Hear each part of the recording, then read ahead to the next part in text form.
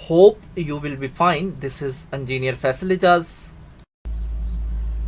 Chimney gases जो कि combustion process का एक गैसियस वेस्ट होता है उसको एटमॉस्फेयर में एग्जिट कर दिया जाता है। सो इस मिक्सचर के अंदर जो गैसेस शामिल होती हैं उसमें कार्बन मोनोऑक्साइड है, कार्बन डाइऑक्साइड है, ऑक्सीजन और नाइट्रोजन और इसके अलावा भी गैसियस मटेरियल शामिल होता है।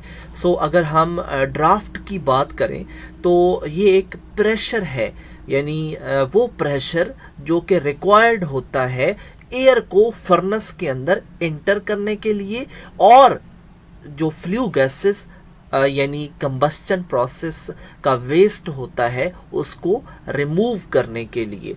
तो इस प्रेशर को ड्राफ्ट कहते हैं, जो कि फर्नेस के बॉटम में और इसके टॉप के दरमियान हमें मिलता है। सो इसी प्रेशर को हैंडल करने के लिए हम ड्राफ्ट की टर्म को यूज़ करते हैं और इसी टेक्नोलॉजी के अकॉर्डिंग इसको हैंडल करते हैं।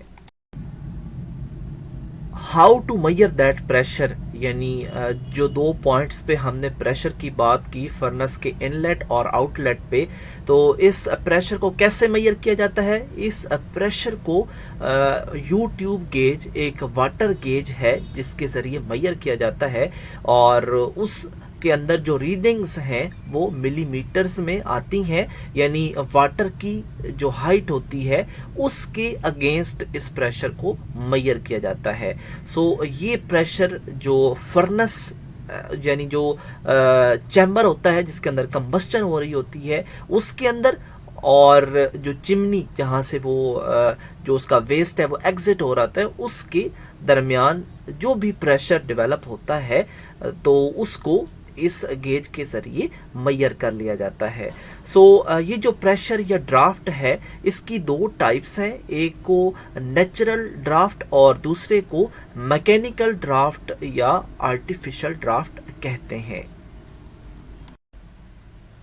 नेचुरल ड्राफ्ट चिमनी की मदद से प्रोड्यूस किया जाता है। सो नेचुरल ड्राफ्ट की जो प्रोडक्शन है ये डिपेंड करती है चिमनी की दो चीज़ों पे, एक चिमनी की हाइट पे और दूसरा चिमनी के अंदर मौजूद गैस की डेंसिटी पे। सो इसका मतलब है कि चिमनी जितनी टालर होगी और जितनी उसके अंदर गैस हॉटर होगी इतना ज़्यादा जो नेचुरल ड्राफ्ट है वो पैदा होगा। नेचुरल ड्राफ्ट को इंक्रीज करने के लिए जो दोनों फैक्टर्स बताए गए हैं, यानी चिमनी की हाइट और दूसरा गैसेस की डेंसिटी। सो जितनी ज़्यादा चिमनी की हाइट होगी, जितनी ज़्यादा चिमनी टालर होगी उतना ज़्यादा उस पर कैपिटल कॉस्ट आएगी।